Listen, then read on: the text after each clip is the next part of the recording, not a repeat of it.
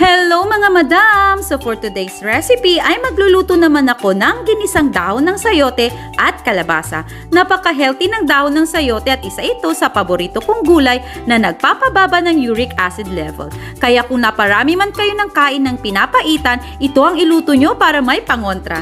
Inilagay ko na sa kawali ang pangsahog ko na karning baboy. Pinalabas ko lang ang mantika nito at hanggang mag-caramelize ay iginisa ko na ang bawang at sibuyas. Naglagay din ako ng 2 kutsarang bagoong alamang na pampasarap sa aking ginisang dahon ng sayote. Isinunod ko na ang kalabasang pampalinaw ng mata at naglagay din ako ng konting tubig para sa pampalambot ng aking kalabasa. Nung lumambot na ay inilagay ko na ang fresh na dahon ng sayote. Tinimplahan ko lang ito ng konting asin at paminta. After 5 minutes ay pwede na ang aking ginisang dahon ng sayote at kalabasa. I hope you like this recipe.